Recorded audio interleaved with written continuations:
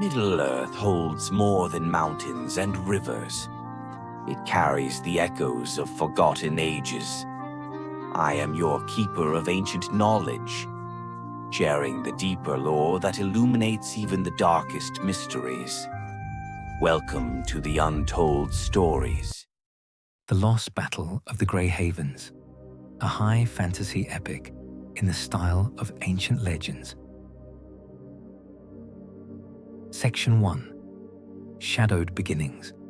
In the days when the world was younger and the veil between the seen and unseen grew thin as morning mist, there stood upon the western shores of Ithamor the great silver harbours of Lumineth. Here, where the Sea of Whispers met the twilight lands, ships of pearl and starlight had once carried the firstborn across the waters to realms beyond the circles of the world. But those days had passed into legend, and legend into shadow. The harbours lay now in silence, their silver piers tarnished black beneath the weight of years uncounted. No longer did the swan ships of the Etheri glide across the darkening waters, their crystal sails catching the last light of dying stars. The great lighthouse of Kailandur, once a beacon to guide the blessed across the threshold of worlds, stood dark and hollow as a dead tree against the grey sky. Thane Aldrich, the grey-cloaked, stood upon the crumbling seawall, his weathered hands gripping a staff of ancient ashwood. The wind that came from the western deeps carried with it whispers of unease, voices that spoke of stirrings in the far places, of shadows gathering where no shadows should be. His eyes, blue as the deep waters yet touched with the silver of long years, gazed out across the empty harbour where once 1,000 ships had waited for the tide. Something was amiss in the deep places of the world. It had begun as a tremor in the earth, scarce felt save by those who knew the old songs and remembered the signs. The standing stones of Mor Ethel had hummed with unquiet harmonies in the dead of night. The sacred groves spoke of withering touch that crept north from the sundered lands, where no green thing had grown for 1,000 years. Even the star-crowned peaks of the Threshold Mountains seemed to lean inward, as if bending beneath some unseen weight. And in the silver harbours themselves, where the very stones had been blessed by the shapers in the dawn times, a creeping darkness had begun to pool in the deepest foundations. The ancient wards, wrought of starlight and song, flickered like candles in a gathering storm. Aldrich closed his eyes and let his spirit touch the flowing waters, reading their memory as a wise man reads the lines upon an ancient page. The Sea of Whispers remembered much: the joy of the first sailing, the sorrow of the last goodbye, the blessing of the Etheri lords as they passed beyond the walls of night. But now, beneath those golden memories, something else stirred, a hunger that had no name, a patience that had endured longer than the lives of mountains, a shadow that had learned to wait. The Thane opened his eyes and turned from the sea, his grey cloak streaming behind him like smoke. There was much to be done, and the hour grew late. Already the sunset burned red as blood upon the western horizon, and the first stars appeared wan and distant in the darkening sky. He must gather the keepers, those few who still remembered the old words and could read the signs written in wind and wave. For if his reading of the waters proved true, then the silver harbours would know battle once more before the world grew old. And this time, there might be no ships waiting to carry the defeated into the light beyond the sea. The darkness was rising, and it remembered them all. Section 2. A Whisper in the Ancient Groves. 3 leagues inland from the silver harbours, where the coastal mists gave way to rolling hills crowned with ancient oak and silver birch, lay the Grove of Remembrance. Here the Etheri had planted the first trees when they came to these shores in the elder days, each sapling blessed with their tears of joy and sorrow. The grove had grown mighty over the long years, its branches reaching toward the stars, like the fingers of supplicants, its roots drinking deep from the well of memory that lay hidden beneath the earth. It was to this sacred place that Aldrich made his way as the first pale light of dawn touched the eastern hills. His footsteps were silent upon the moss-carpeted paths, for he had walked these ways since his youth, when his hair was brown as autumn leaves and his eyes held no shadow of the sorrows to come. Now the silver threads outnumbered the brown, and wisdom had replaced wonder in his gaze, but still the grove welcomed him, as it had always done. Yet something was different. The trees, normally alive with the gentle music of wind through leaves and the soft calling of thrushes and wrens, stood in an unnatural stillness. No bird sang, no branch stirred. Even the great heart oak, eldest of all the trees and keeper of the grove's deepest secrets, seemed to lean away from some unseen blight, its mighty trunk scarred with patterns that had not been there at the last full moon. Aldrich approached the heart oak with careful steps, his staff held ready, though he knew not what he might face. As his hand touched the ancient bark, rough and deeply grooved with age, a shiver ran through both tree and man. Images flashed before his inner sight, visions carried upon the network of root and branch that connected all growing things in the sacred wood.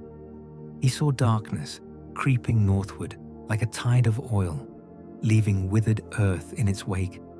He saw the sundered lands, that accursed realm where the first great evil had made its seat in ages past, stirring to malevolent life.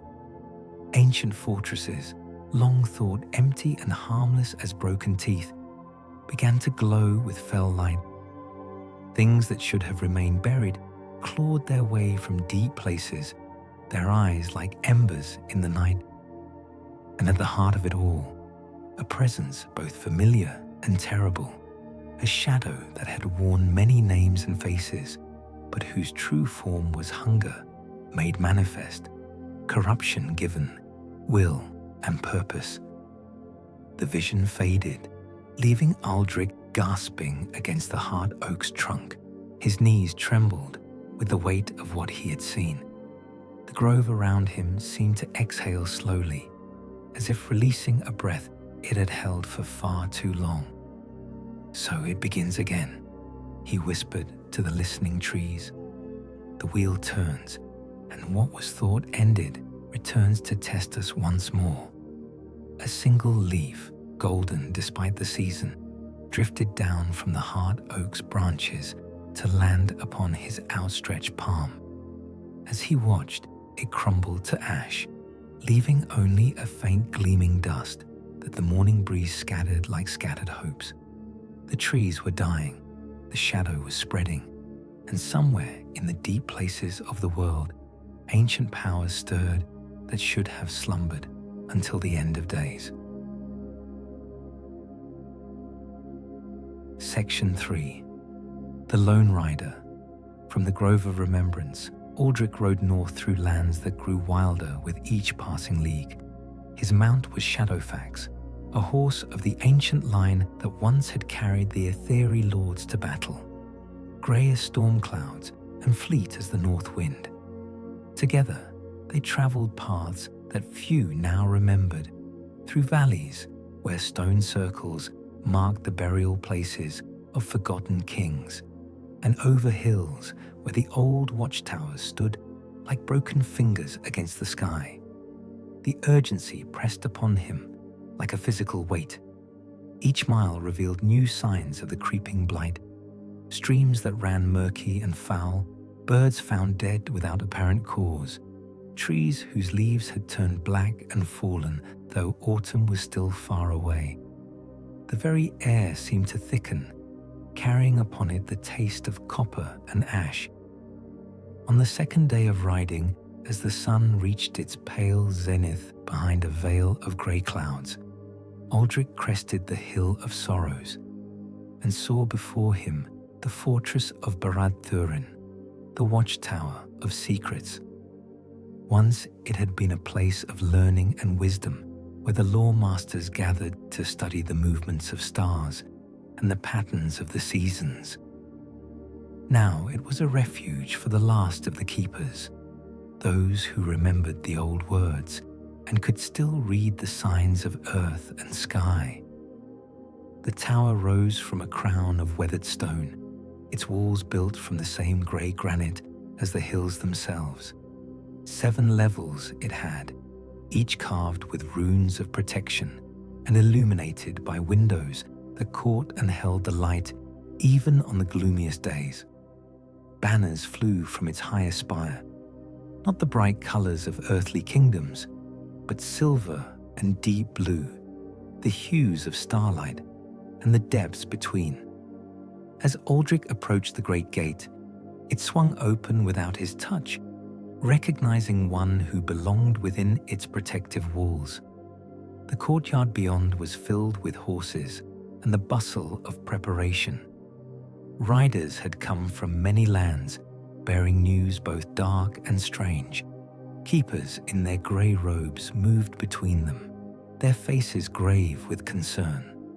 Aldrich recognized many: Theron of the Eastern Marches, whose knowledge of ancient tongues was unrivaled; Miriel, the Star Reader, who could trace the paths of fate in Son, the wheeling constellations; old Calum, bent with years but still keen of mind, who remembered songs from before the First Kingdom fell. They gathered around him as he dismounted, their questions tumbling over one another like water over stones. What had he seen in the grove? What message did the trees carry? Was it true that the borders of the sundered lands stirred with unnatural life? Aldrich raised his hand for silence, and they fell quiet, reading in his eyes the weight of the tidings he carried. "The shadow wakes," he said simply. "What we feared would never come to pass has begun. The old enemy stirs in the deep places, and his reaching hand touches all the corners of the world. Even now, corruption spreads northward from the accursed lands, seeking to reclaim what was lost in the ancient defeat." A murmur of dismay ran through the assembled keepers. Some wept openly, for they knew what such tidings meant. Others stood silent and grim, their hands moving instinctively to the protective amulets they wore. "Then the time of watching is ended," said Theron quietly. "Now begins the time of choosing." Aldrich nodded gravely. "Gather the circle. We must speak of many things before the day grows old. For if my reading proves true, we have little time to prepare, and much that must be done." Section 4. The Black Fortress in the Distance. In the great circular chamber at the heart of Barad Thurin, where maps of ancient making covered the walls and star charts hung from the vaulted ceiling, the circle of keepers convened as twilight deepened outside the tall windows. 7 chairs of carved stone surrounded a table wrought from a single piece of black marble, upon which rested crystals that glowed with inner light, and tomes bound in leather, older than memory. Aldrich took his place at the head of the circle, his staff resting against the arm of his chair. Around him sat his fellow keepers, their faces grave in the crystal light. Each bore the marks of long study and deep wisdom: silver hair, eyes bright with knowledge, hands marked by years of turning pages and tracing runes. "Look first to the south," Aldrich commanded, and gestured toward the great map that dominated the southern wall. It was a work of the elder days, woven from starlight and shadow, showing not merely the shape of lands and seas, but their spiritual essence. The blessed realms glowed with soft radiance, while darker places showed as stains upon the weaving. All eyes turned to the map, and a collective intake of breath echoed through the chamber. Where once the sundered lands had shone as a grey scar upon the fabric of the world, now a spreading darkness pulsed like a diseased heart. Black tendrils reached out from its borders, questing northward through valleys and along river paths, touching and corrupting all they encountered. Barad Goth, whispered Miriel, her voice trembling as she named the fortress that had been the enemy's seat in the ancient days. The Black Tower wakes. Upon the map, far to the south, where the sundered lands met the poisoned waters of the bitter sea, a pinprick of red light glowed like a malevolent star. It was no larger than a grain of sand, yet it seemed to draw the eye with irresistible force, pulsing with a rhythm that matched the beating of a vast and terrible heart. "I have seen it in my dreams," said old Calum, his voice heavy with sorrow.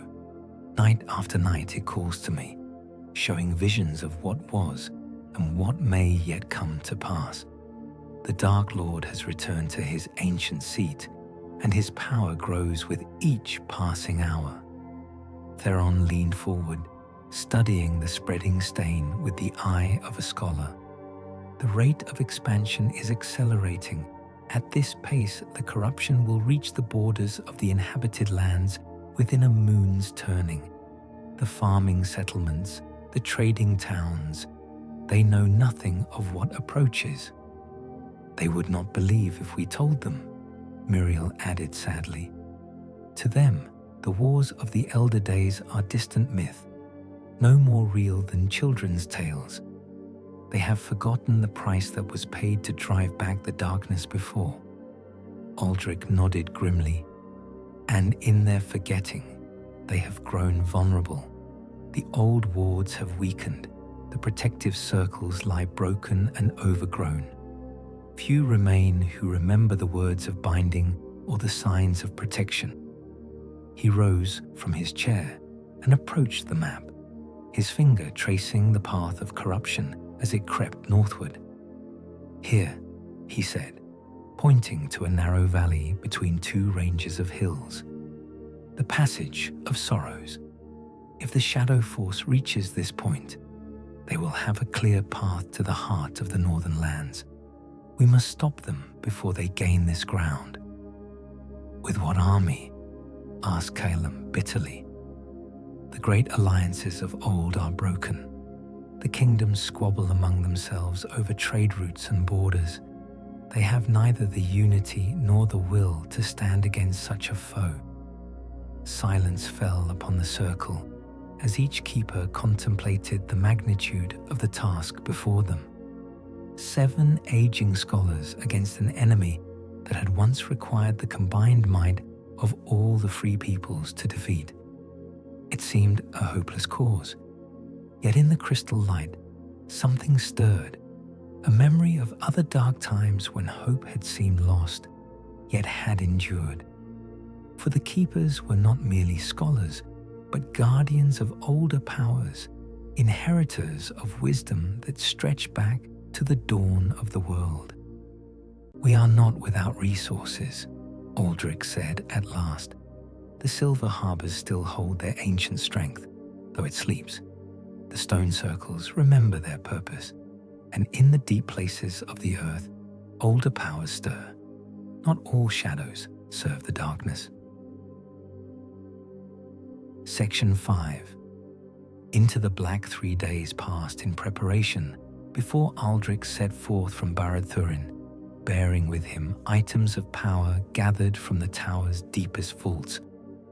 Upon his finger gleamed the ring of Ethros, wrought of mithril and starlight in the elder days that could pierce any darkness and reveal truth from falsehood.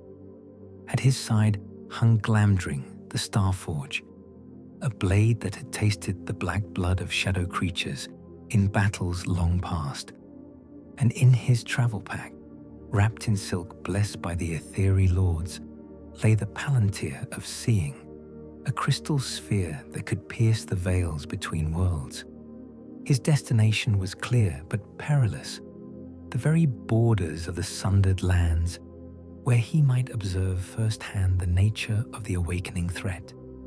It was a journey that no living man had undertaken for near 3 centuries, for those cursed realms were forbidden to all who valued their souls. Yet if the circle of keepers was to mount any defense against the spreading darkness, they must know what manner of enemy they faced. The ride south took him through lands that grew steadily more desolate. The corruption had spread farther than even their maps had shown, leaving withered trees and poisoned streams in its wake.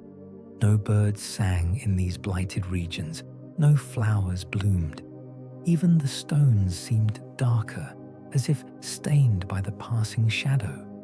On the 4th day, Aldrich crested a low ridge and saw before him the border of the sundered lands themselves.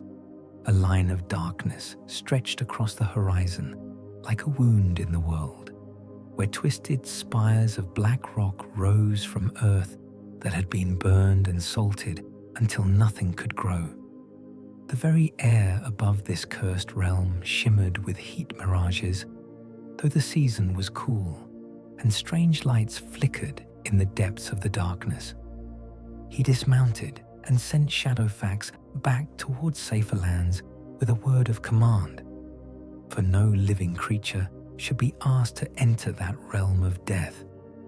Then, drawing his grey cloak tight about him and speaking words of protection in the ancient tongue, Aldrich stepped across the invisible line that marked the boundary between the living world and the domain of shadow. The sensation was immediate and overwhelming, a crushing weight upon his spirit, as if the very air sought to drag him down into despair. The ring of Ethros blazed upon his finger, holding back the worst of the malevolent influence, but still, he felt the touch of corruption, like ice upon his bones. This was a place where hope came to die, where every good thing was twisted into its opposite. Yet he pressed onward, following ancient paths that were marked not on any map, but in the deep memory of the earth itself. The sundered lands were vast, a continent-sized wound in the world that had festered for over 1,000 years.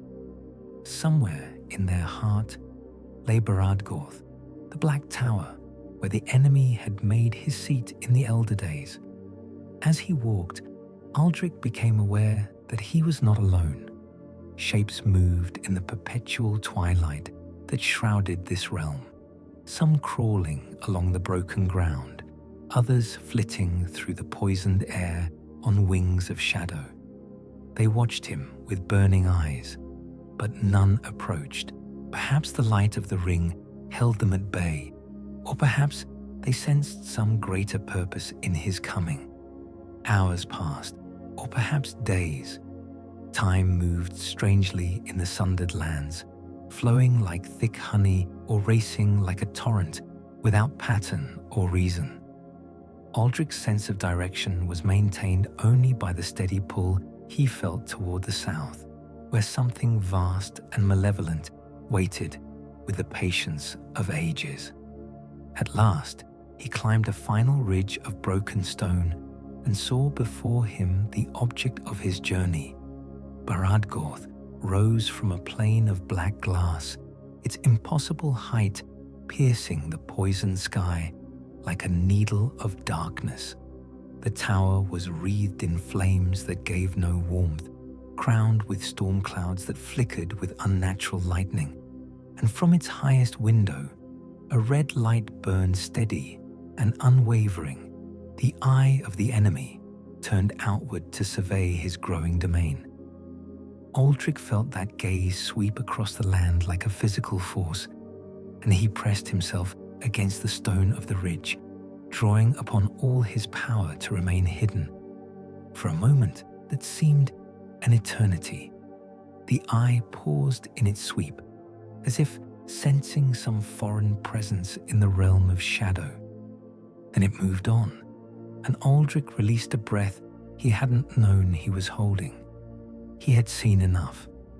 Now he must return to the living world with his terrible knowledge and prepare for the war that was surely coming. Section 6. The Captive Lord. In the depths beneath Barad Gorth, in chambers carved from living rock and lit by flames that burned without fuel, a figure sat in chains that had been forged in the fires of the world's making. Once he had been Elendion the Wise, greatest of the Etheri lords who had remained in the mortal lands when his kindred sailed into the west. Now he was something less, and perhaps something more than what he had been. The chains that bound him were not merely of metal, but of malice itself, wrought with spells that sapped the will and dimmed the inner light that was the birthright of his people. Yet even diminished, even tormented by long ages of captivity, Elendion retained fragments of his ancient wisdom. And in the darkest hours, when his captor's attention was turned elsewhere, he sometimes managed to send whispers of warning into the world above. It was such a whisper that Aldrich caught as he sheltered in the shadow of the ridge, a voice so faint it might have been merely the wind among the stones. But the keeper's trained ear recognized the cadence of the ancient tongue, and his heart leaped with equal measures of hope and horror. For if Elendion still lived, then perhaps the enemy's knowledge was not complete. Perhaps there were still secrets that had not been torn from him by torment and time. Who walks in the shadow realm? Came the whisper, carried on the poisoned wind. Who bears the light of stars into this place of ending?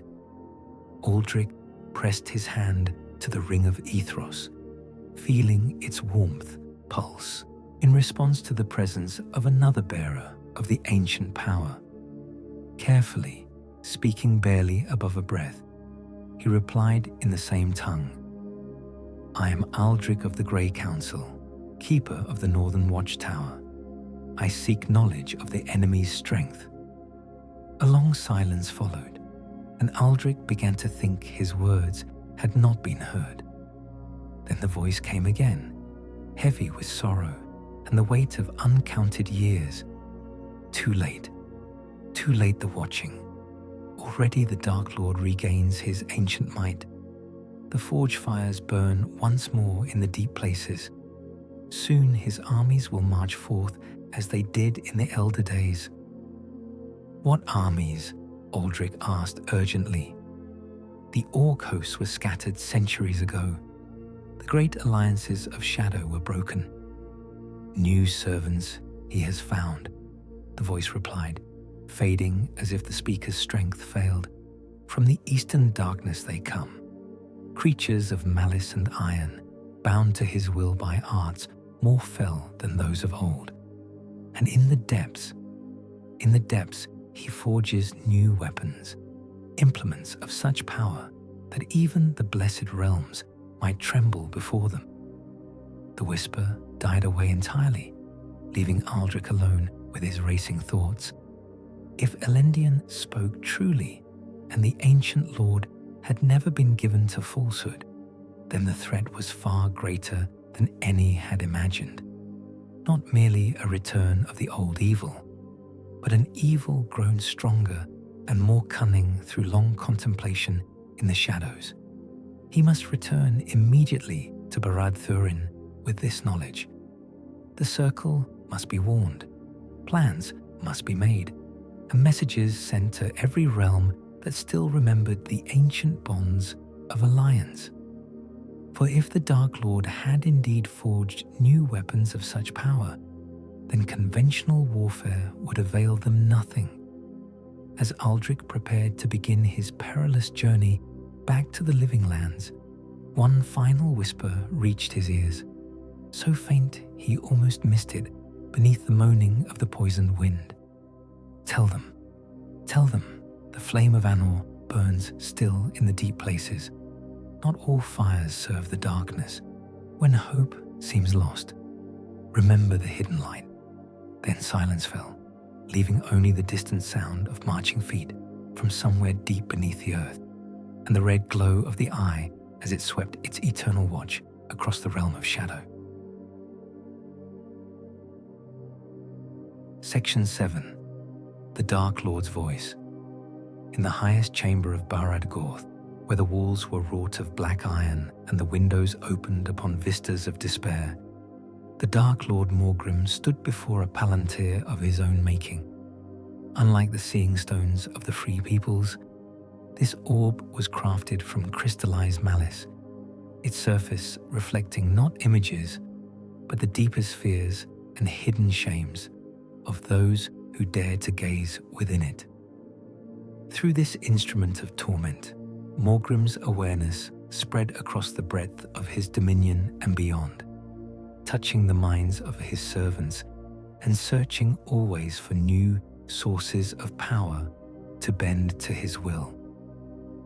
He had felt the presence of the intruder in his realm, a small thing, a gnat that buzzed at the edges of his consciousness, but it amused him to let the spy carry word back to the crumbling towers of the free peoples. Let them know what was coming. Let them taste the despair that would be their portion in the days ahead. The Dark Lord had learned patience in his long exile, where once he had struck in wrath and been cast down by the alliance of his enemies. Now he moved with calculated precision. Each piece of his vast design had been placed with care, each contingency planned for and prepared against. The armies that gathered in the eastern darkness were but one facet of his strategy, the corruption spreading northward, merely another. His true weapon was something far more subtle and devastating. Through the palantir, Morgrim reached out with his consciousness to touch the mind of his most trusted lieutenant, Gothgar the Iron-Crowned, who commanded the hosts gathering in the ash wastes beyond the eastern mountains. The connection was made instantly across hundreds of leagues, as if distance held no meaning for one whose will had been shaped by millennia of dark purpose. "My lord," came Gothgar's mental voice, harsh as grinding stone, "the vanguard stands ready to march. 10,000 iron-clad warriors await your command, and behind them gather the siege engines of the new design." "Good," Morgrim replied, his satisfaction flowing through the link like poison through veins. "But do not move yet. Let the corruption do its work first. Let the northern lands weaken themselves with fear and uncertainty. When they are divided and desperate, then shall you strike." "And what of the other weapon, Lord? The one wrought in the deep forges?"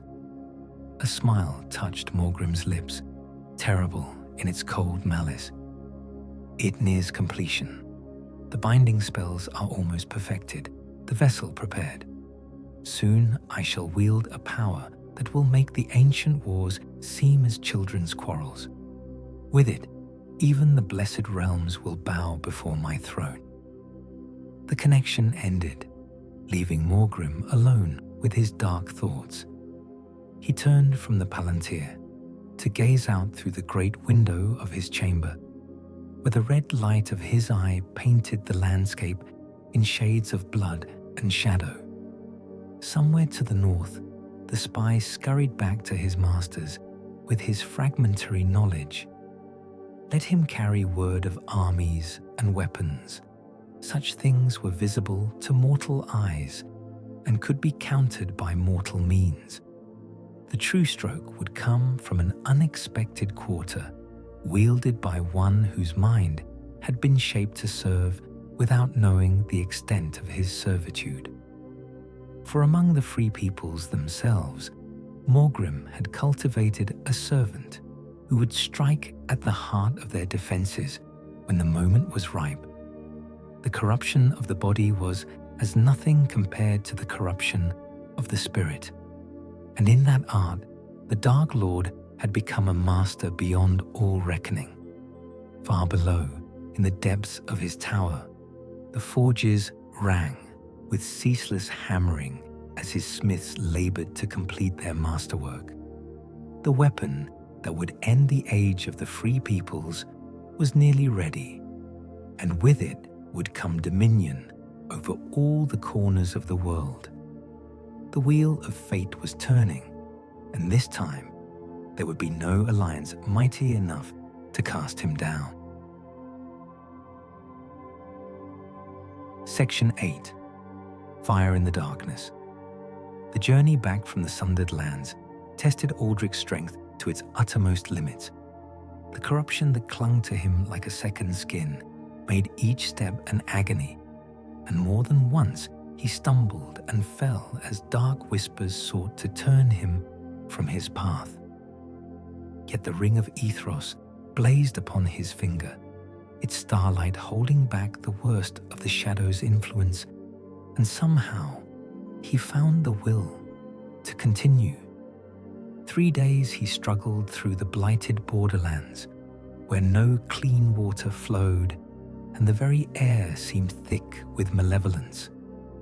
On the fourth dawn, as he crested the final ridge that marked the boundary between the cursed realm and the living world, Aldrich felt the crushing weight lift from his shoulders and drew his first clean breath in what seemed like years. But there was no time for rest or recovery. The knowledge he carried burned within him like a coal of urgency, and each moment's delay might mean the difference between hope and despair for all the free peoples. He whistled sharply, and within moments Shadowfax appeared on the ridge above, having waited faithfully despite the proximity to the realm of shadow. Together they rode north with desperate speed, pausing only when the great horse required rest. The landscape blurred past them, hill and valley, stream and forest, all painted in the soft light of early autumn. Yet Aldrich's inner eye saw not the beauty of the living world, but the stark horror of Barad-Gorth, rising like a needle of darkness to pierce the heart of hope itself. On the evening of the second day of his northward flight, as the walls of Barad-Thurin appeared on the horizon, Aldrich felt a sudden chill that had nothing to do with the cooling air. The ring of Ethros flared upon his finger, its light pulsing in warning rhythm. Something was wrong, terribly, utterly wrong. The watchtower stood dark against the twilight sky. No banners flew from its spire, no lights gleamed in its windows.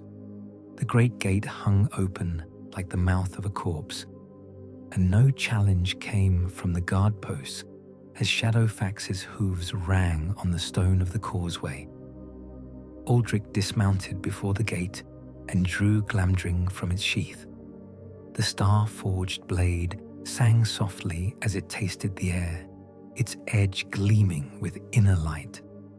Whatever had befallen Barad-Thurin, it had not departed entirely. He could feel the presence of malice, like a taste of copper on the wind. Through the open gate he walked, into the courtyard where he had spoken with his fellow keepers only days before. Now it lay empty, save for the shadows that pooled in its corners like spilled ink. His footsteps echoed hollow on the flagstones as he made his way toward the great door of the tower itself. It too stood open, though he remembered well that it had been sealed with wards of power when he departed. The ancient runes carved into its frame were dark and lifeless, their protective magic drained away by some malevolent force. Beyond the threshold lay only darkness and the sound of his own breathing. Aldrich spoke a word of power in the ancient tongue, and the crystal at the head of his staff blazed forth with silver light. The illumination revealed a scene of devastation that made his heart clench with grief and rage.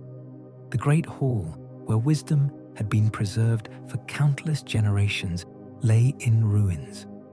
Tapestries hung in smoking tatters, books lay scattered and torn, and the ancient furniture was smashed to kindling. But of the keepers themselves, there was no sign, neither living nor dead.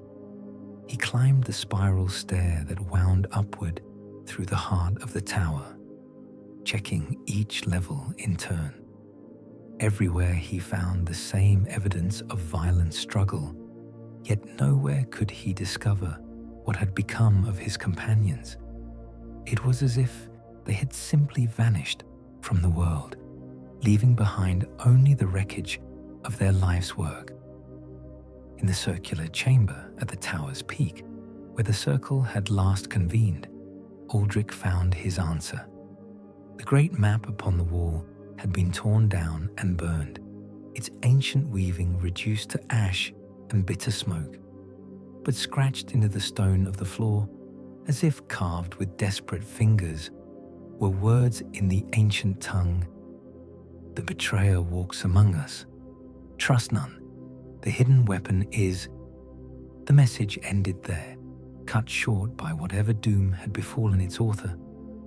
Aldrich knelt beside the incomplete warning, his mind racing as he tried to decipher its meaning. A betrayer among the keepers. But which of them could have fallen to the enemy's corruption? And what was this hidden weapon that they had died trying to warn him of? As he pondered these dark questions, the ring of Ethros blazed suddenly brighter, and Aldrich spun to face the chamber's entrance. A figure stood silhouetted against the starlight, tall and robed in grey, bearing a staff much like his own. For a moment, hope leaped in his heart as he recognized the familiar shape. "Theron," he called out. "Thank the stars you escaped the fate that befell the others." But as the figure stepped into the circle of light cast by his staff, Aldrich saw that something was terribly wrong. Theron's eyes, once bright with wisdom and kindness, now burned with a cold fire that held no warmth. His face, though unchanged in feature, wore an expression of cruel triumph that transformed him into something alien and terrible. "Oh, but I did not escape, old friend," Theron said, his voice like the whisper of wind through a graveyard. "I embraced it willingly, for I have seen the futility of our struggle, the inevitable victory of the darkness.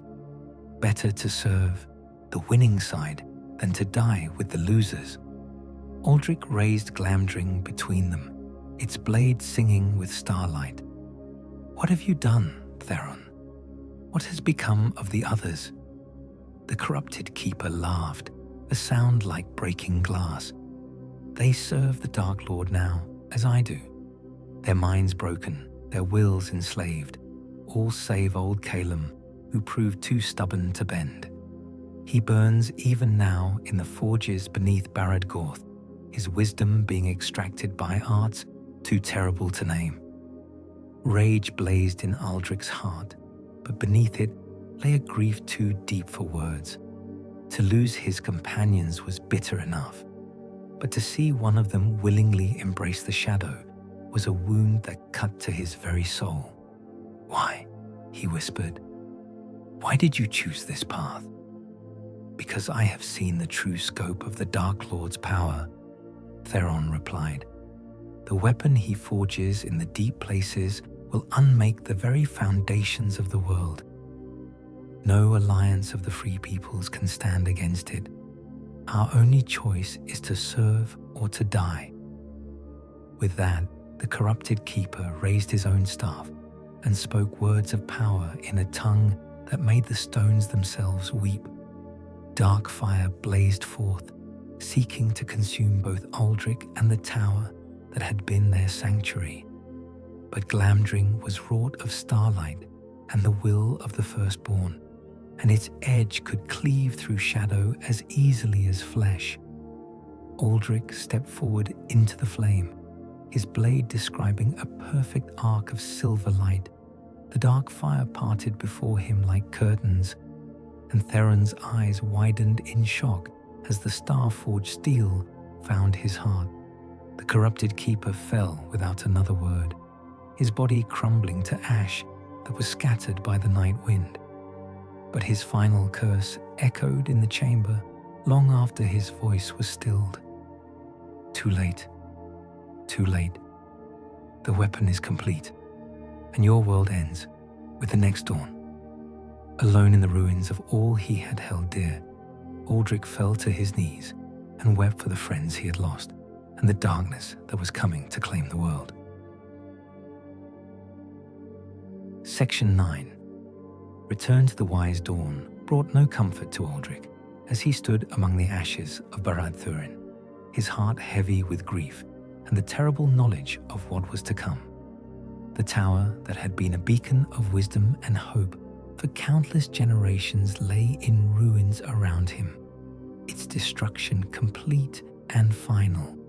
Yet even in the depths of his despair, the keeper knew that he could not surrender to sorrow. Too much depended upon the warning he must carry to those who still fought against the darkness. With careful hands, he gathered what few items of power had survived the devastation. Scrolls that contained the ancient lore, crystals still bright with stored starlight, and most precious of all, a fragment of the great map that showed the hidden paths and safe havens scattered across the northern lands. These he wrapped in his grey cloak and secured in his travel pack, for they might prove vital in the trials ahead. From the ashes of his fallen friend, he recovered Theron's staff and the silver circlet that had marked him as a keeper of the first circle. These two he took, not as trophies, but as reminders of the price of corruption and the vigilance that must never falter. Even the wisest could fall if they lost sight of the light that guided them. Shadowfax waited in the courtyard, his grey coat seeming almost silver in the pale morning light.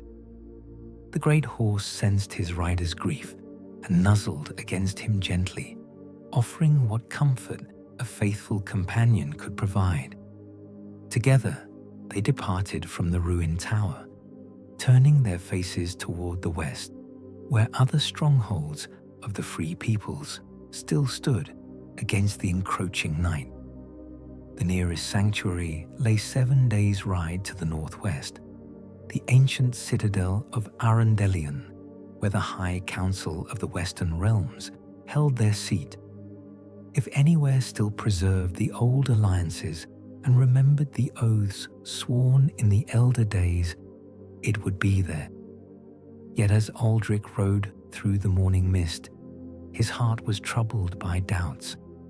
How many other betrayers might have wormed their way into positions of trust? How many councils had already been corrupted from within? The journey westward took him through lands that showed increasing signs of the spreading blight. Streams ran foul with corruption. Trees stood leafless and black against the sky, and in the distance he could see the smoke of burning settlements. The enemy's influence was growing stronger with each passing hour, reaching out like grasping fingers to choke the life from all it touched. On the third day of his riding, as he crested a hill overlooking the ancient forest of Mithril, Aldrich saw that he was not alone upon the roads. A company of riders approached from the south, perhaps a dozen mounted figures in the grey and silver livery of the Rangers, those guardians who watched the wild places and kept the ancient paths clear.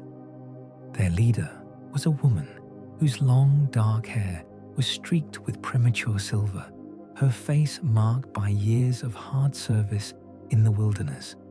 She bore herself with the quiet authority of one accustomed to command, and at her side hung a sword whose blade gleamed with the blue light of the star-forged steel. "Hail, Keeper of the Grey Council," she called as the two parties drew near. "I am Araleth, captain of the Northern Rangers. Dark tidings have driven us from our usual paths. We seek word of what stirs in the southern lands." Aldrich studied her carefully, his hand resting on the ring of Ethros as he tested the truth of her words. The ring remained cool upon his finger, showing no sign of deception or hidden malice. Here, at least, was one he might trust with the burden of his knowledge.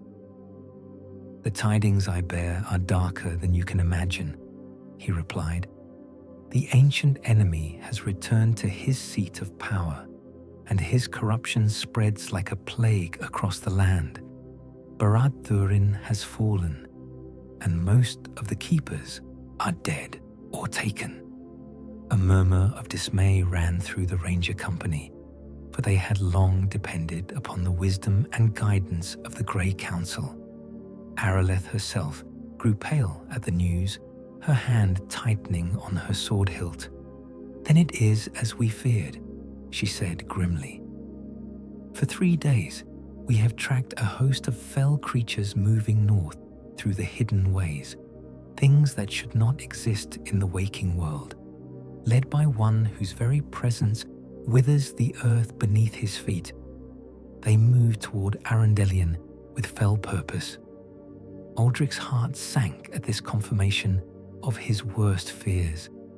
If the enemy was already moving openly against the strongholds of the free peoples, then the time for preparation had passed. Now came the hour of desperate action, when all who stood against the darkness must unite or fall separately before the advancing shadow. "How long until they reach the citadel?" he asked urgently. 2 days, perhaps less if they maintain their current pace," Araleth replied. "We rode ahead to bring warning, but I fear we may already be too late.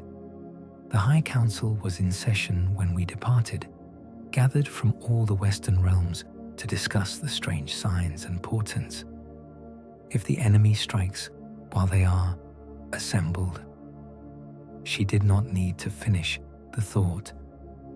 The destruction of the High Council would leave the Western realms leaderless and divided, easy prey for the forces of darkness. Everything depended upon reaching Arundelion before the enemy's vanguard, and somehow convincing the assembled lords to take action before it was too late. "Then we ride together," Aldrich declared, spurring Shadowfax forward. "For if Arundelion falls, then all hope dies with it." Section 10. Stirring the ancient strength. The citadel of Arundelion rose before them like a vision from the elder days, its white walls gleaming in the afternoon sun and its banners streaming proudly in the western wind. Built upon a great stone plateau that commanded the confluence of 3 rivers, it had stood unconquered for over 2,000 years, a symbol of the enduring strength of the free peoples.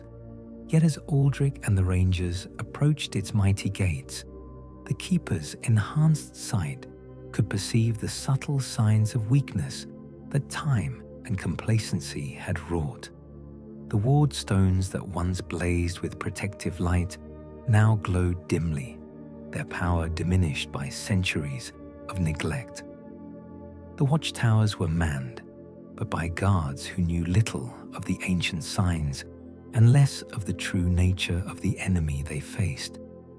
Most troubling of all, the great gate stood open in the manner of a time of peace, as if those within believed themselves safe from any threat the world might offer. Captain Arilith spoke briefly with the gate wardens, her authority as a ranger captain gaining them swift passage into the citadel proper.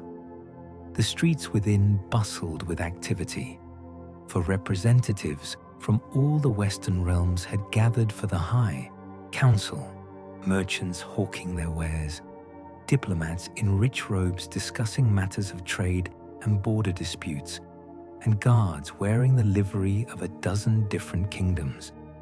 Yet in all this cheerful bustle, Aldrich sensed no awareness of the shadow that even now approached their gates. The Hall of Kings stood at the citadel's heart, a vast domed chamber where the rulers of the western realms had gathered to debate the strange portents that had troubled their lands. As Aldrich and Arilith entered the great hall, they found the assembled lords engaged in heated discussion, their voices echoing beneath the ancient roof with the sound of men who had grown comfortable in their disputes. King Valorin of Elderthane, a man of middle years, whose golden beard showed the first threads of silver, was speaking as they approached. Mere rumors and old wives' tales, these so-called signs mean nothing more than an unusual season, perhaps a year of poor weather. There is no cause for the panic that some would spread among the people. Easy words from one whose realm lies far from the troubled borders, replied Lord Galen of the Southern Marches, his weathered face marked by years of fighting border wars.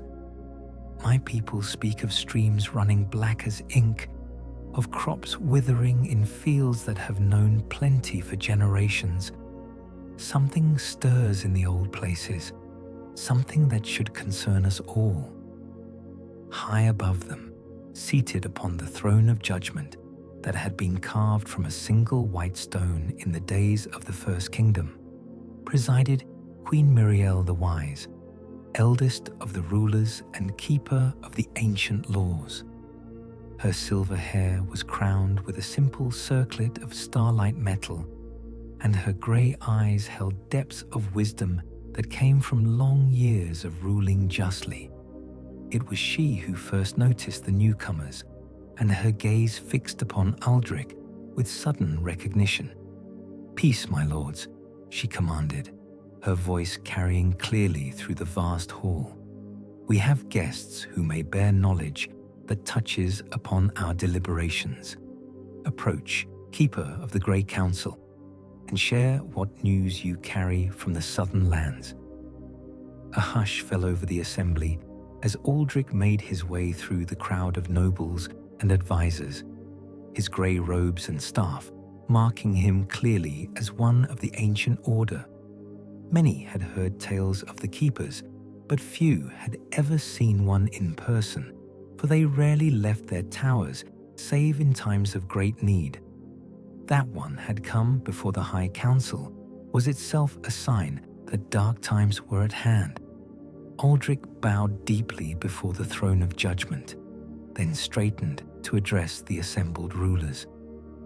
"Your Majesty, noble lords, and ladies of the West, I bring tidings of the gravest import.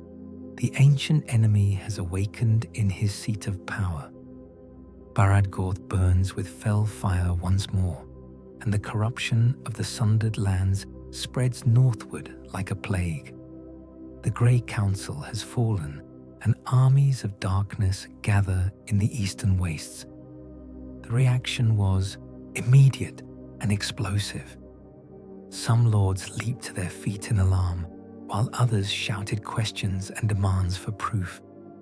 King Valorin's face had gone ashen, his earlier confidence evaporating like mist before the sun. But it was Queen Miriel who silenced the tumult with a single raised hand. "You speak of the Dark Lord Morgrim," she said quietly, her voice cutting through the noise like a blade. "He who was cast down in the War of the Last Alliance. But surely he was destroyed, his power broken forever. So we believed, Your Majesty, Aldrich replied gravely. But evil of such magnitude does not die easily. It endures, it waits, and it grows strong again in the darkness. Even now, his vanguard approaches this very citadel, led by creatures of shadow and malice. They will be here before another sunset. Captain Araleth stepped forward to confirm his words, describing the host she and her rangers had tracked through the wild lands. As she spoke, the faces of the assembled lords grew grave with the understanding that their peaceful deliberations had become a war council, and their time for preparation had run out. "What would you have us do?" asked Lord Galen bluntly. "Our armies are scattered, our alliances weakened by years of peace. We are not prepared for war against such a foe." Aldrich drew himself up to his full height, and for a moment the grey fire of the firstborn blazed in his eyes. "Then we must prepare swiftly, my lord. The ancient oaths still bind, the old alliances still hold. Let the horns of war sound from every tower. Let the beacons be lit upon every hill. Send word to every realm, every stronghold, every place where free men still draw breath. For if we do not stand together against this darkness, then we shall surely fall separately into the night." Section 11. A Hobbit Remembered. As the lords of the Western realms dispersed to prepare their defences and send word to their distant kingdoms, Aldrich found himself alone with Queen Miriel in her private chambers. The room was simple yet elegant, its walls lined with books and maps that spoke of a ruler who took her responsibilities seriously. Through tall windows, the late afternoon sun cast long shadows across the citadel, and in the distance, the first watchfires were being lit upon the surrounding hills. "You carry yourself like one who bears a burden heavier than the tidings you have shared," the queen observed, pouring wine into 2 goblets of ancient silver. "What troubles you beyond the return of our old enemy?" Aldrich accepted the offered wine, but did not drink, his eyes distant with memory and regret. "Your Majesty is wise beyond her years.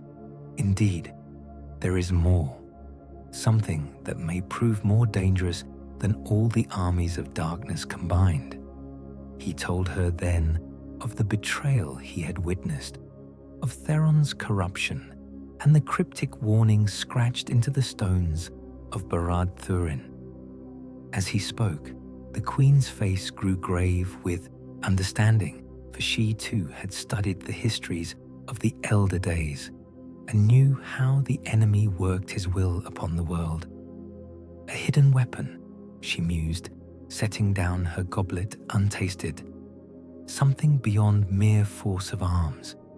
In the ancient wars, the Dark Lord was ever a master of corruption, turning strength against itself and sowing discord among his enemies.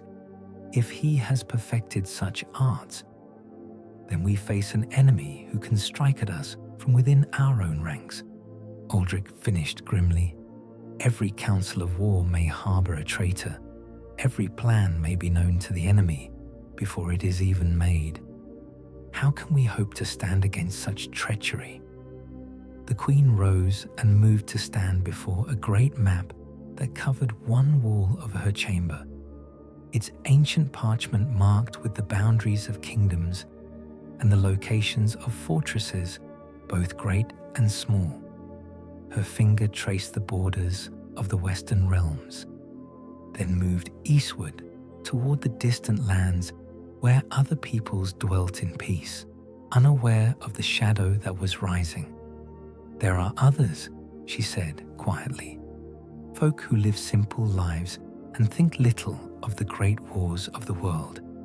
Perhaps it is among such people that true strength lies, those whose hearts are too pure for corruption to easily find purchase."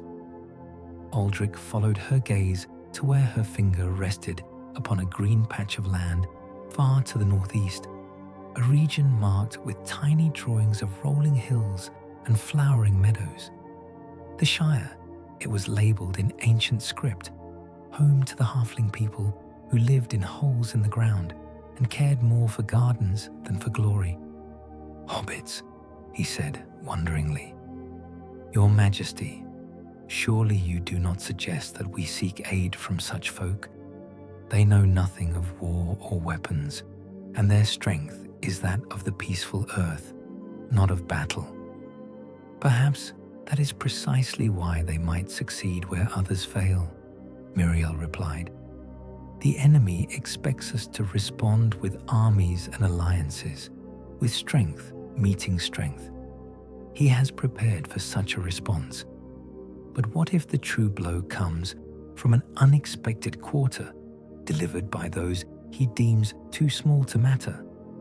As she spoke, a memory stirred in Aldrich's mind, a tale he had heard long ago from a wandering scholar of a halfling who had ventured far from the Shire on an unlikely quest. What was his name? Bilbo Baggins, that was it. The story had seemed fanciful at the time, a mere adventure tale told for entertainment. But perhaps there was more truth in it than he had realized. "There was one," he said slowly. "A hobbit who traveled with a company of dwarves some 60 years past. They said he had found treasure in the depths of a mountain, faced a dragon, and lived to tell the tale. If such a one exists among their people, then perhaps the courage that drove him to that distant mountain might be awakened again," the Queen finished. "It is a slender hope, I grant you. But in times of darkness, even the smallest light may prove sufficient to show the way." They spoke long into the evening, discussing plans within plans and the delicate art of moving pieces upon the great board of war without revealing one's true strategy to watching eyes. When at last Aldrich departed the Queen's chambers, he carried with him letters written in her own hand, missives that would travel by secret ways to distant lands, seeking allies in places where the enemy would not think to look. As he made his way through the citadel's darkening corridors, the keeper reflected upon the strange turns that fate could take. In all his years of study and contemplation, he had never imagined that the salvation of the Western realms might depend upon the courage of folk who lived in holes in the ground and counted the seasons by the flowering of their gardens. Yet perhaps that was the greatest wisdom of all, that strength could be found in the most unexpected places, and that the smallest flame might kindle a fire that would drive back even the deepest darkness. Tomorrow would bring battle and the testing of all their preparations.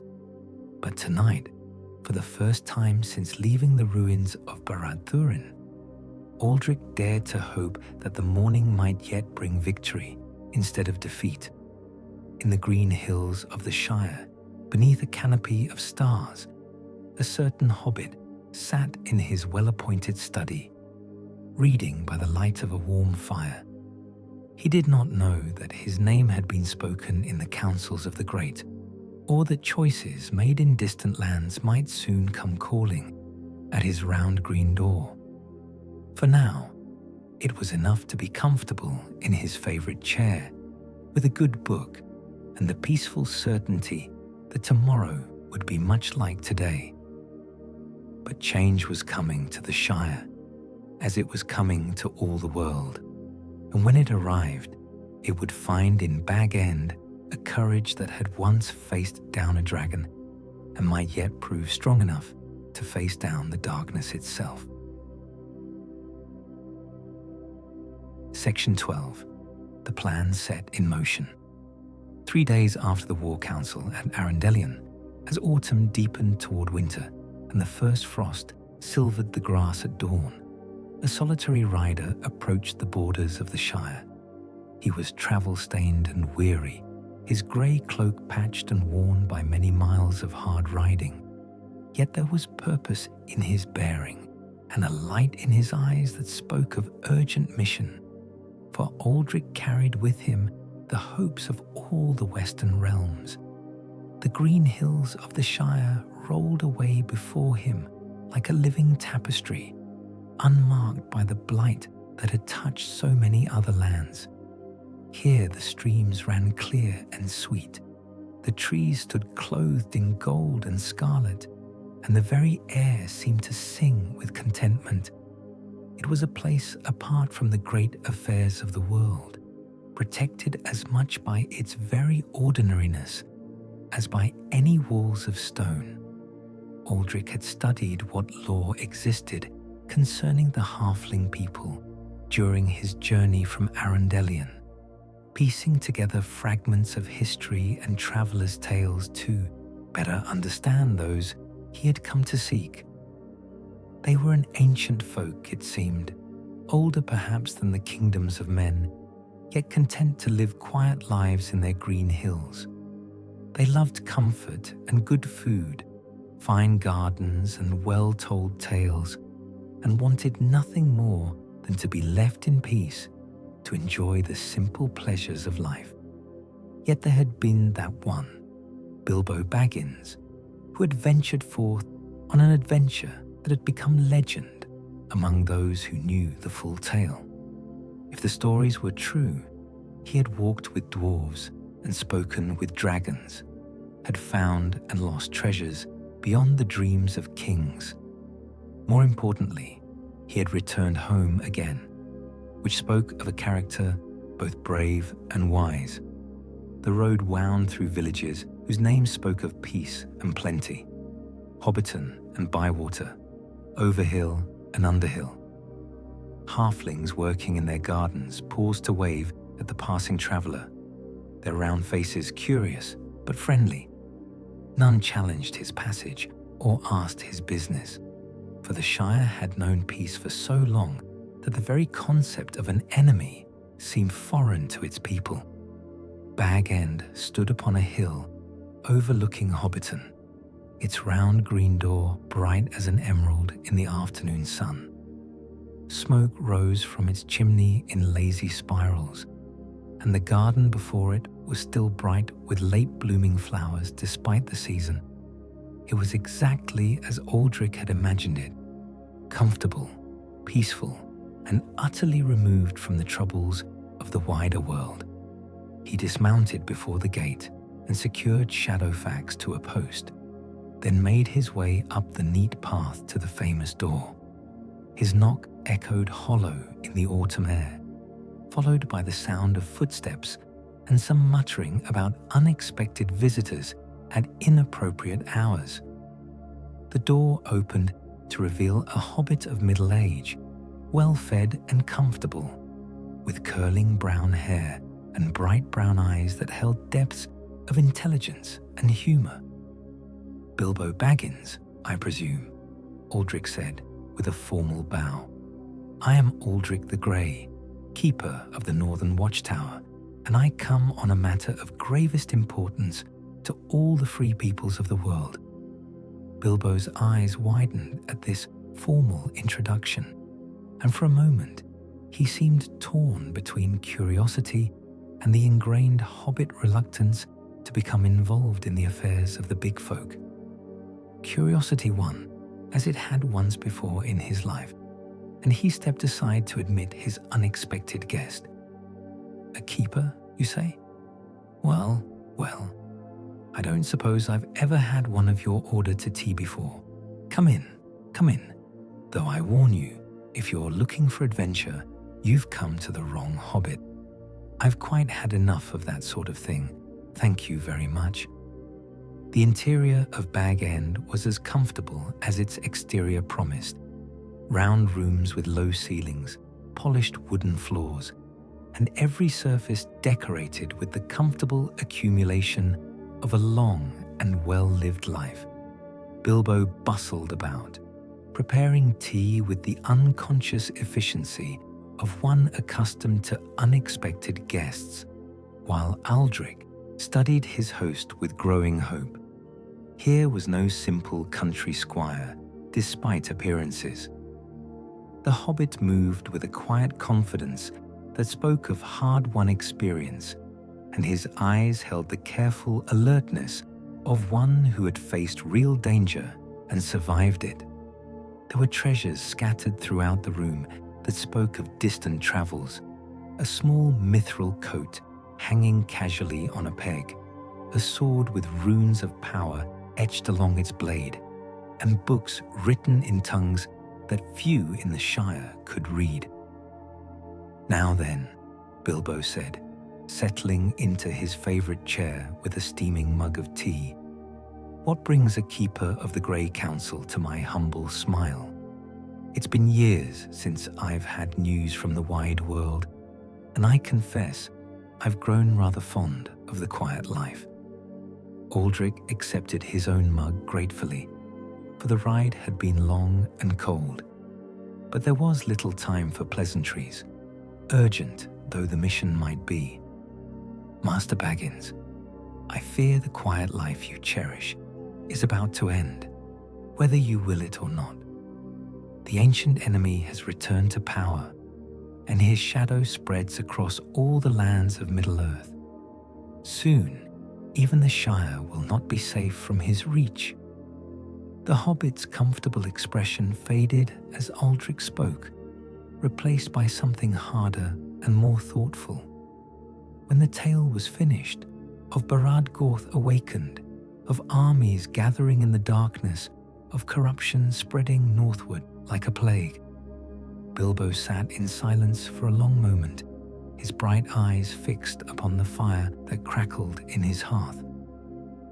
"You speak of dark days indeed," he said at last, "but I still fail to see what this has to do with me. I'm no warrior, Master Aldrich, whatever tales may have grown in the telling. I'm just a hobbit who had one adventure in his youth and has spent the years since trying to forget the worst parts of it." "And yet you survived that adventure," Aldrich pointed out gently. "You faced the dragon Smaug and lived to tell the tale. You walked paths that would have daunted many warriors and returned home with your courage intact. Such strength, once proven, does not simply disappear." Bilbo laughed, but there was little humor in the sound. "Courage? Master Aldrich, I was terrified through most of that journey. Half the time, I wanted nothing more than to run home to my pantry and pretend the outside world didn't exist. If that's courage, then it's a rather uncomfortable sort of thing." "Perhaps," Aldrich agreed. "But you went forward despite the fear. That is the truest courage of all. Not the absence of fear, but the willingness to act in spite of it. And that, Master Baggins, is exactly what the world needs now." He leaned forward in his chair, his grey eyes intent upon the hobbit's face. "There is a task that requires not strength of arms, but strength of spirit. A mission that might slip past the enemy's guard precisely because it seems too small to matter. I cannot tell you all of it here, for walls have ears and the enemy's reach is long. But if you are willing to listen, to consider that the peace you love might be preserved by one last journey into the wide world." Bilbo was quiet for a long time, staring into the fire as memories of distant mountains and forgotten treasures flickered through his mind. At last, he sighed, the sound of a comfortable hobbit accepting an uncomfortable truth. "Very well, Master Aldrich. Tell me of this task that requires a foolish old hobbit to leave his comfortable home once more. But I warn you, I'm not the hobbit I once was, and I make no promises about what I might or might not be willing to do." Outside, the autumn wind whispered through the trees of the Shire, carrying with it the first hint of winter's approach. And in the comfortable parlour of Bag End, the first moves were made in a game that would determine the fate of all the free peoples of the world. Section 13. The Fire Awakens, far to the north of the Shire, where the grey mountains thrust their snow-crowned peaks toward the winter sky. The ancient halls of Erebor echoed with the sound of hammer on anvil. The lonely mountain had awakened from its long slumber, its forges burning bright once more as the dwarves laboured to restore their kingdom to its former glory. Yet all was not well beneath the mountain, for with the return of prosperity had come the first stirrings of an old curse. Deep in the treasure chambers where countless golden coins lay piled like glittering snow, Thorin Oakenshield sat upon the throne of his fathers and felt the weight of kingship settle upon his shoulders like a mantle of lead. The crown of the mountain kings gleamed upon his brow, wrought of gold and precious stones that caught the light of torch and brazier. But its beauty could not warm the chill that had crept into his heart, nor ease the suspicion that poisoned his thoughts. The dragon sickness, they called it in whispered conversations, the madness that came to those who possessed great treasure and feared to lose it. Smaug the Mighty was dead these 60 years, his fire extinguished and his malice ended. Yet something of his curse lingered still in the depths of the mountain. It whispered to Thorin in the dark hours before dawn, speaking of enemies who coveted his gold and allies who plotted to steal what was rightfully his. "My lord," came a voice from the shadows near the throne, and Thorin's hand moved instinctively to the pommel of his sword. But it was only Balin, most trusted of his advisors, his white beard flowing like snow down his broad chest. The old dwarf's eyes were troubled as he approached the throne, bearing in his hands a message scroll sealed with unfamiliar wax. "What news?"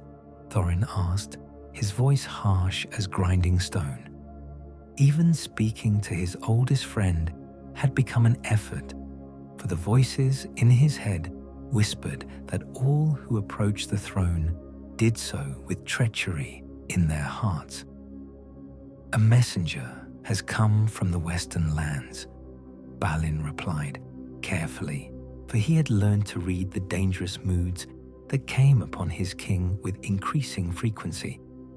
"He bears tidings of stirring in the south and requests aid in the name of old alliances." Thorin took the scroll with fingers that trembled slightly, though whether from age or the strain of constant vigilance, none could say. The seal bore the mark of Arundelion, and the message within was written in the flowing script of Queen Miriel herself. As he read, his expression grew darker with each line until at last he crushed the parchment in his fist and hurled it into the fire that burned before his throne. "Old alliances," he snarled, his voice echoing in the vast chamber. "Empty words from those who think to claim a share of our treasure by appealing to sentiment and honor. Did they aid us when Smaug held the mountain? Did they shed their blood to drive out the dragon and reclaim our rightful inheritance?" "My lord," Balin said gently, "the message speaks not of treasure, but of a darkness rising in the south, the ancient enemy." "There is only one enemy I recognize," Thorin interrupted, rising from his throne with sudden violence. "Those who would take from me what is mine by right. Let the southern lands burn. What matter is it to the dwarves of Erebor? We have our mountain, our gold, our strength. Let others fight their own battles." The old advisor bowed his head in sorrow, for he remembered a time when Thorin Oakenshield had been a different sort of king, brave and generous, quick to aid those in need and slow to take offense. The dragon sickness had changed him, as it changed all who fell under its shadow, turning love into suspicion and courage into paranoid fear. "As you command, my lord," Balin said quietly. "Shall I dismiss the messenger?" "Send him away with empty hands and honeyed words," Thorin replied, settling back upon his throne like a dragon upon its hoard. "Tell him we have concerns of our own that require all our attention, but post extra guards at all the entrances to the mountain. If these southern troubles are real, they may send desperate men seeking to take by force what they cannot gain by pleading." As Balin departed to carry out his orders, Thorin sat alone in the treasure chamber and let his eyes feast upon the golden wealth that surrounded him. Each coin, each goblet, each precious stone was counted and recounted in his memory, catalogued and cherished like beloved children. The thought of losing even a single piece of his hoard filled him with a rage that made his vision blur and his hands shake. Yet deep in his heart, buried beneath layers of suspicion and greed, a small voice still whispered of honor and duty. It spoke of debts owed and oaths sworn, of the brotherhood that had once bound him to 13 companions who had shared his exile and his triumph. But that voice grew fainter with each passing day, drowned out by the louder chorus of dragon whispers that urged him to trust no one and guard his treasure against all who might covet it. Far below, in the great halls where the common dwarves labored at forge and anvil, word spread quickly of the king's refusal to aid the southern lands. Some nodded in approval, for they too had grown wary of the outside world and its demands. Others shook their heads in sorrow, remembering the tales their grandfathers told of the days when dwarf kings were counted among the great champions of the free peoples. But in the deepest tunnels of the mountain, where few dared to venture and ancient secrets lay buried in stone and shadow, something else stirred. The corruption that spread northward from the sundered lands had found hidden paths through the roots of the mountains, seeping through cracks in the living rock, like poison through veins. It whispered to the darkness that already dwelt in Thorin's heart, feeding his suspicions and magnifying his fears until they became a madness that would consume not only him, but all who depended upon his wisdom. The fire that burned in the forges of Erebor cast dancing shadows on the walls, and in those shadows moved shapes that had no business in the world of the living. The mountain was awakening, but it was not the awakening that the dwarves had hoped for. Deep in the earth, old evils stirred, and the dragon sickness spread like a plague through the halls that had once known only light and song. Section 14. A blade, not yet drawn, in the hidden fastness of Rivendell, where the waters of Bruinen sang their eternal song, and the golden leaves of Malin trees drifted like scattered stars upon the evening air. Elrond, half elven, stood upon the balcony of his house and gazed eastward toward the darkening sky. The last homely house had been a refuge of peace for countless ages, a place where the weary could find rest and the wounded could find healing. Yet even here, in this sanctuary blessed by the power of Vilya, the mightiest of the three rings, the shadow of approaching doom could not be entirely held at bay. The elf lord's ageless face was troubled as he read the message that had arrived with the dawn, carried by one of the great eagles who served as messengers between the wise. The news it contained was grave beyond measure. The awakening of Barad Gorth, the corruption spreading northward, the fall of the Grey Council. Each word seemed to echo with the weight of prophecy, speaking of trials that had long been foretold, but were no less terrible for their inevitability. Behind him, footsteps approached across the marble floor of his study, soft and measured as falling snow. He did not turn, for he knew that step as well as his own heartbeat. Gandalf the Grey had arrived at last, drawn by the same dark tidings that had summoned the eagles and set all the wise folk of Middle-earth to urgent counsel. "You have seen the signs," the wizard said without preamble, moving to stand beside his old friend at the balcony's edge. His grey robes seemed to shimmer in the starlight, and his eyes held depths of concern that spoke of knowledge dearly bought. "The enemy moves more swiftly than we had hoped, and with greater cunning than we had feared." "Indeed," Elrond replied, his voice heavy with the weight of uncounted years. "Already the corruption touches the borders of Mirkwood, and the spiders of Dol Guldur grow bold once more. Even the misty mountains stir with unquiet, as if the very stones remember the malice that once dwelt in their depths." They stood in silence for a time, two of the greatest of the wise contemplating the magnitude of the task that lay before them. From the halls below came the sound of soft music, for even in dark times the elves found solace in song and story. Yet there was a note of sadness in the melody, as if the musicians sensed that an age was ending and all they held dear might soon pass into shadow. "What news from the Western lands?" Gandalf asked at length. "Have the kings heeded the warnings, or do they still slumber in the false peace of recent years?" "They stir at last," Elrond answered, "though whether it will be soon enough remains to be seen.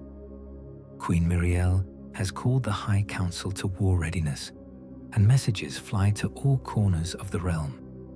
Yet I fear that conventional warfare will not suffice against the enemy we face. He has learned much during his long exile, and the weapons he forges in the deep places are beyond the countering of sword and spear." Gandalf nodded grimly, his weathered hands gripping the balcony's stone rail. I have sensed it too, a power building in the south that dwarfs even the armies gathering in the eastern darkness. Something wrought of malice and cunning that will strike at the very heart of our resistance when the moment is ripe.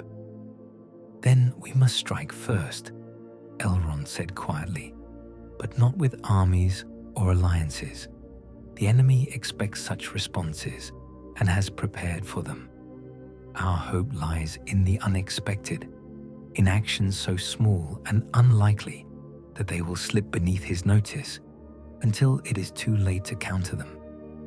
The wizard turned to study his companion's face, reading there the same thoughts that had been growing in his own mind. "You speak of the ring," he said, his voice barely above a whisper.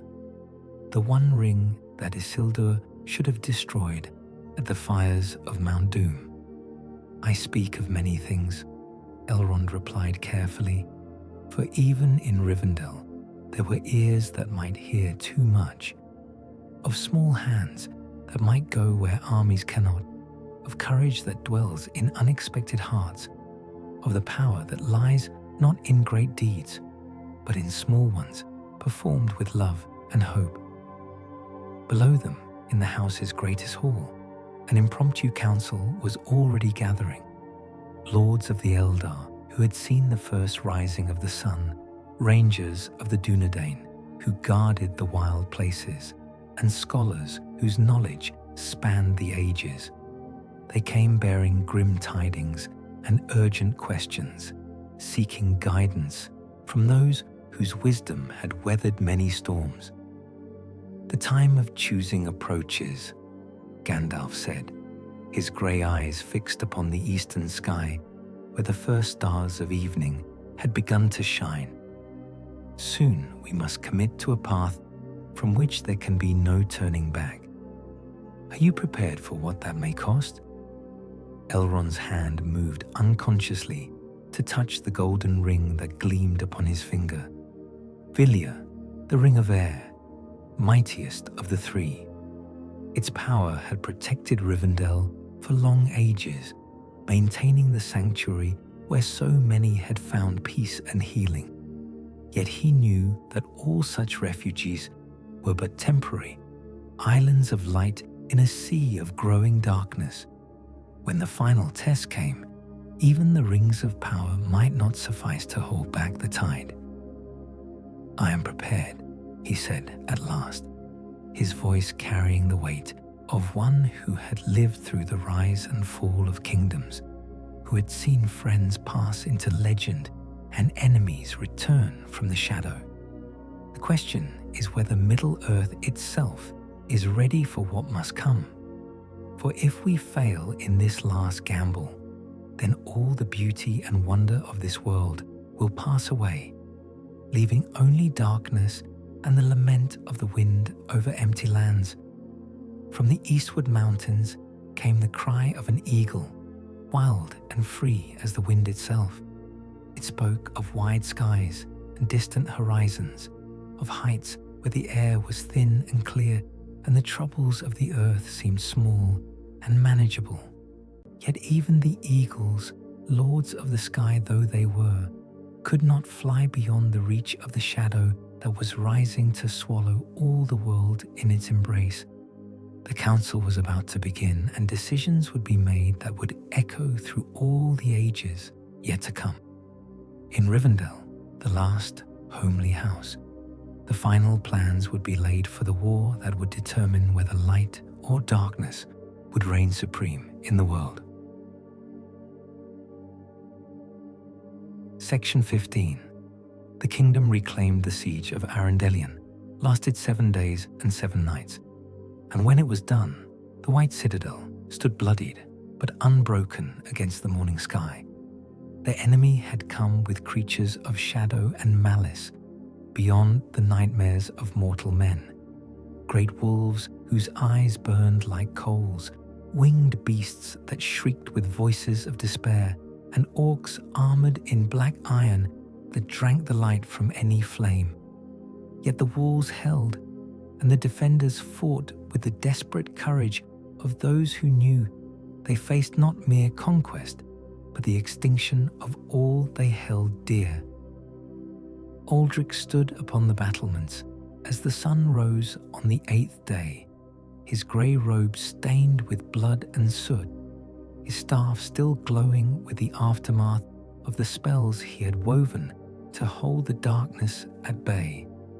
Below in the courtyard, the wounded were being tended by those skilled in the arts of healing, while work crews cleared away the debris of 7 nights of bitter fighting.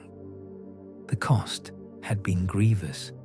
Nearly a third of the citadel's defenders lay dead or wounded, and many of the outer buildings had been reduced to smoking rubble. Yet they had held. More importantly, they had bought precious time for the other realms to mobilize, for messages to reach distant allies, and for plans long in the making to finally reach fruition. Even now, smoke signals rose from the surrounding hilltops as the beacon fires carried word of the citadel's survival to every corner of the western lands. "The enemy withdraws toward the south," reported Captain Araleth, climbing the stone steps to join him on the wall. Her armor was dented and her sword arm bound with bloodied bandages, but her eyes still held the fire of one undefeated. "Our scouts count nearly half their number destroyed, and the remainder flee like whipped curs toward the borders of the sundered lands."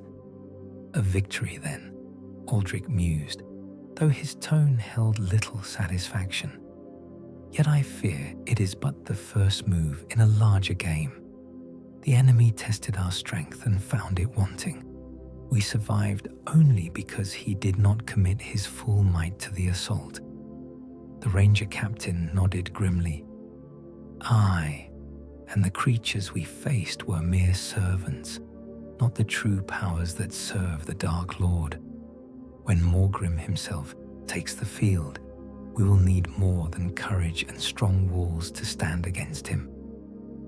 From the citadel's great hall came the sound of horns calling the surviving lords to council.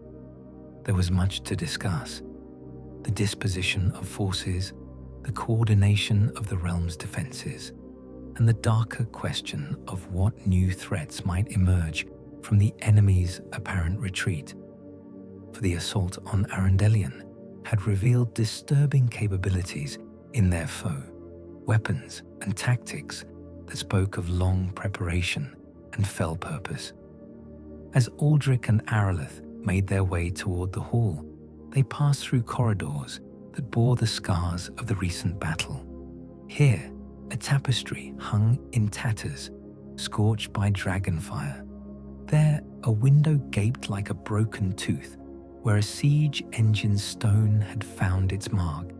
Yet already the work of repair had begun, for the people of the citadel understood that this was but a respite, not a true victory. The great hall buzzed with urgent conversation as the surviving lords debated their next moves. Queen Miriel sat upon her throne, her silver hair now streaked with grey that had not been there a week before, her crown replaced by a simple circlet that better suited a ruler at war.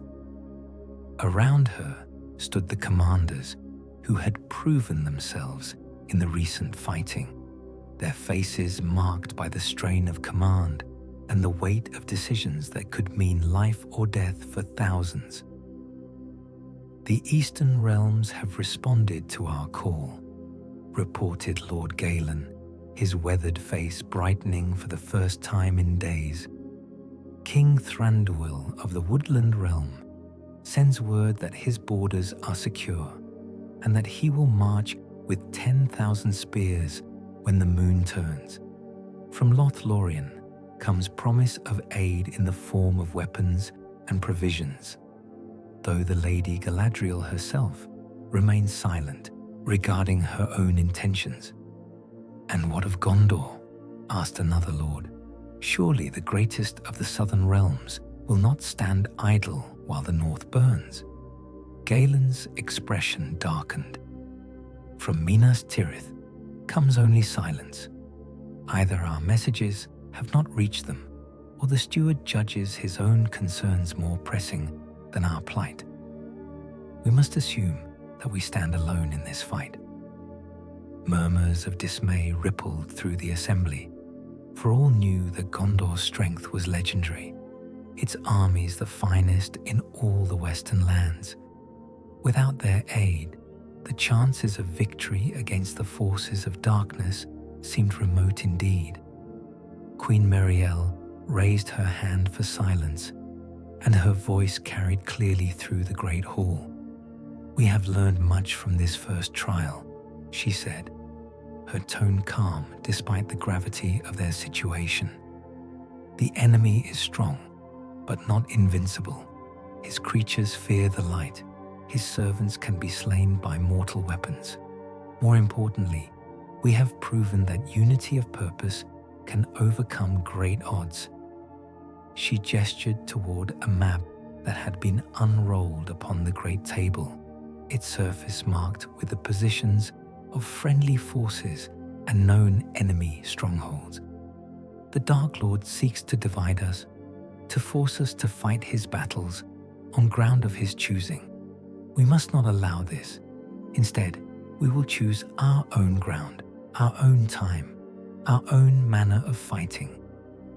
Aldrich stepped forward, his grey eyes bright with sudden understanding. "Your Majesty speaks of the plan we discussed, the small deed that might succeed where great armies fail?" The Queen nodded slowly. The preparations are nearly complete. Even now, certain individuals make their way toward destinations that will surprise our enemy. When the moment is ripe, a blow will be struck that may well end this war before it truly begins. She would say no more, for even among friends and allies, some secrets were too dangerous to speak aloud. But those who knew her well could read the hope that flickered in her eyes, the confidence of one who held a hidden advantage that might yet tip the scales of fate. Outside, the afternoon sun cast long shadows across the citadel's walls, and in the distance the smoke of the enemy's retreat marked their passage toward the south. The siege was ended, the kingdom reclaimed from the immediate threat, but all knew that greater trials lay ahead, and that the true test of their strength was yet to come. In the deep places of the earth, ancient powers stirred, and the wheel of fate continued its inexorable turning toward a destiny that none could foresee, but all must face with whatever courage they could muster. Section 16. A Ring Still Sleeps. In the comfortable study of Bag End, where the autumn light filtered through diamond-paned windows and fell upon shelves lined with books of adventure and romance, Bilbo Baggins sat before his writing desk with a troubled expression upon his round face. Before him lay parchment and ink, the tools of correspondence. Yet the letter he had been attempting to write remained unfinished after many hours of labor. It was a simple enough task, in theory, a message to his young cousin Frodo, who had gone to visit relations in Buckland and was expected to return before the week's end. Yet how did one begin to explain that the comfortable world they had known was about to change forever? How did one speak of ancient evils and rising shadows to a young hobbit whose greatest concern had been the proper cultivation of turnips?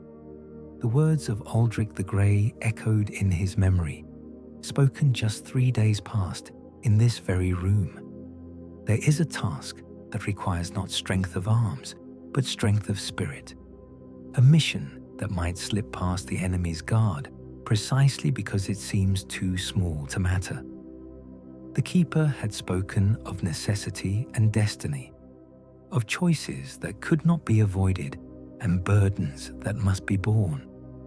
Yet he had been careful not to speak of certain other things, leaving Bilbo to draw his own conclusions from meaningful glances and weighted silences.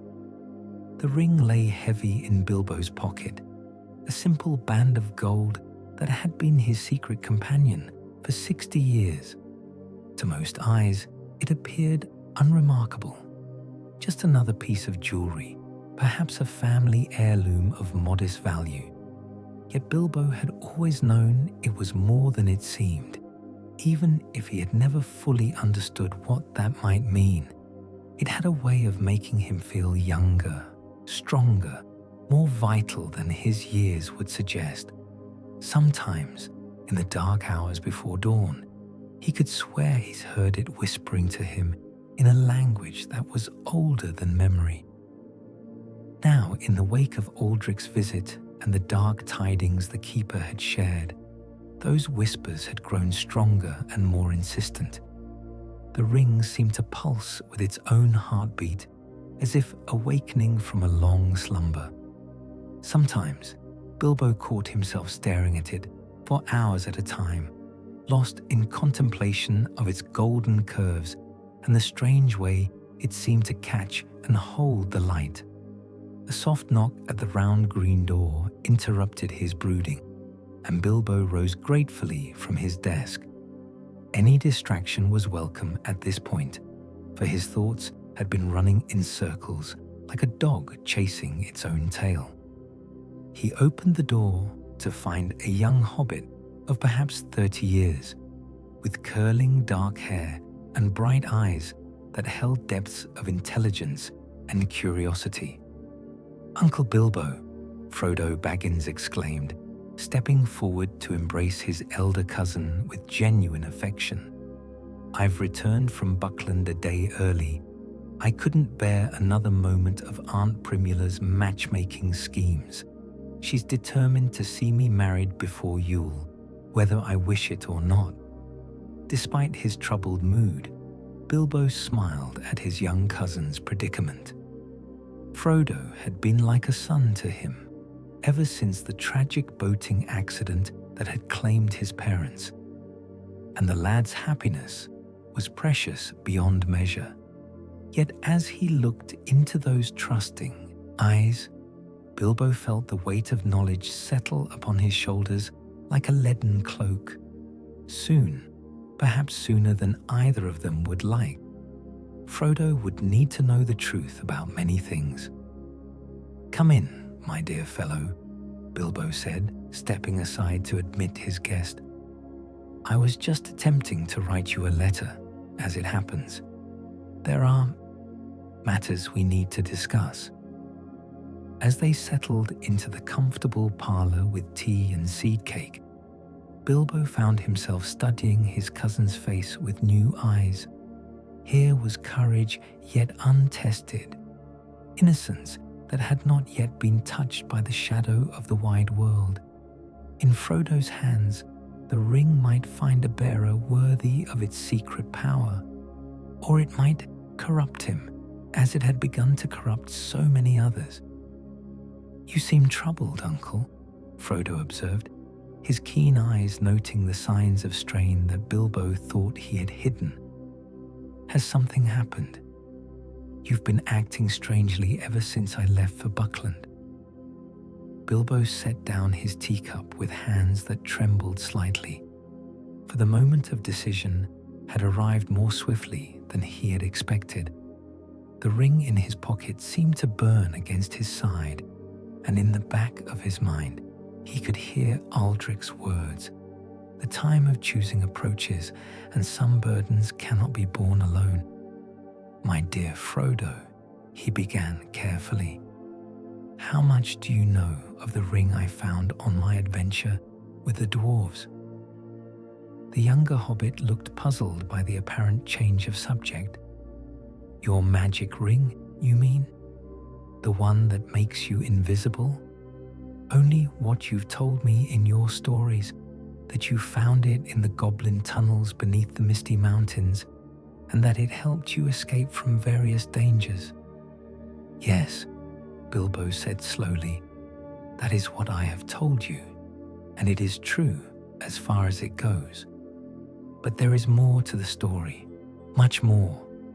Things I have kept hidden even from you, my dear boy, because I did not fully understand them myself." He drew the ring from his pocket and held it up to the light, where it gleamed with a warm golden radiance that seemed to pulse with its own inner fire.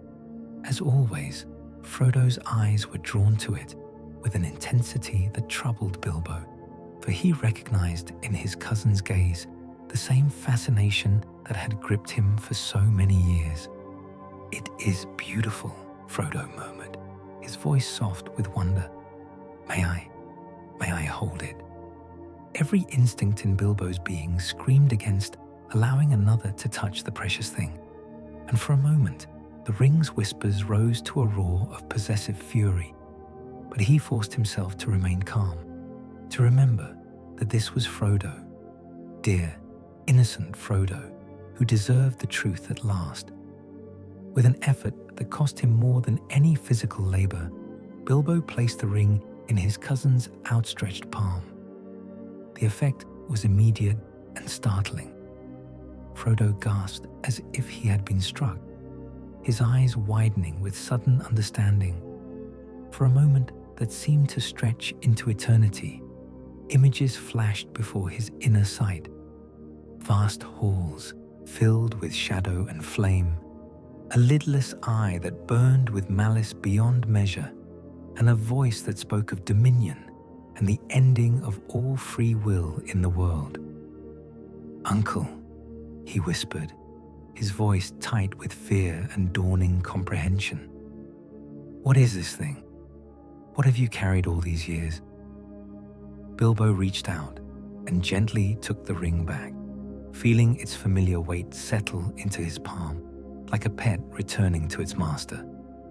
"I don't know," he admitted. "Not entirely, but I begin to suspect that it is something far more significant than a simple magic ring. And I fear that the time is coming when we will both need to learn the truth, whether we wish to or not." Outside Bag End, the autumn wind whispered through the trees of the Shire, carrying with it the first hint of winter's approach. And in the comfortable parlour where two hobbits sat in troubled contemplation, a ring of power pulsed with awakening malice, counting the moments until its long slumber would end and its true purpose would at last be revealed. The wheel of fate was turning, and the small folk of the Shire were about to discover that even the most peaceful of lives could not remain untouched by the great affairs of the world. Section 17. The enemy withdraws. The great army that had issued forth from the eastern darkness drew back into the shadow of the mountains like a tide retreating from the shore. Yet this was no defeat, but a calculated withdrawal. For Morgrim, the Dark Lord, had learned much from the assault on Arundelian, and his plans were already shifting to accommodate this new knowledge. The fortress had held, but at grievous cost, and the defender's strength was now known to him, down to the last sword and the last brave heart. In the black tower of Barad Gorth, where the red eye burned with unblinking malice, the Dark Lord stood before his palantir and contemplated the images that flickered within its crystalline depths. He saw the white walls of Arundelian, scarred but standing. He saw the funeral pyres where the dead were honoured with flame and song. Most importantly, he saw the preparations for war that rippled outward from the citadel like stones thrown into still water. Messages racing to distant realms, armies stirring in their barracks, alliances being forged in desperate haste. All of this was as he had foreseen, as he had planned. The free peoples were reacting exactly as he had expected, mustering their strength for the great battle that they believed would decide the fate of Middle-earth. They did not yet understand that the true war would be fought not on fields of honor, but in the shadows of treachery, not with armies of thousands, but with the actions of a few. A sound at the chamber's entrance drew his attention, and Morgrim turned to see Gothgar, the Iron-Crowned, approaching with measured steps. The lieutenant's face was grim beneath his black helm, for he had borne the shame of withdrawal poorly despite understanding its necessity. "My lord," Gothgar said, dropping to one knee before the crystal throne, "the vanguard has crossed the borders of the Sundered Lands. The enemy made no attempt to pursue, as you predicted. They content themselves with licking their wounds and congratulating themselves on their victory." "Good," Morgrim replied, his voice carrying the cold satisfaction of one whose plans proceeded without deviation. "Let them think themselves victorious.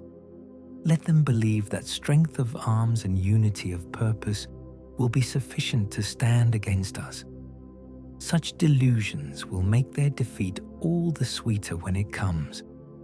He gestured toward the Palantir, where new images were forming, glimpses of distant lands and the movements of pieces upon the great board of war.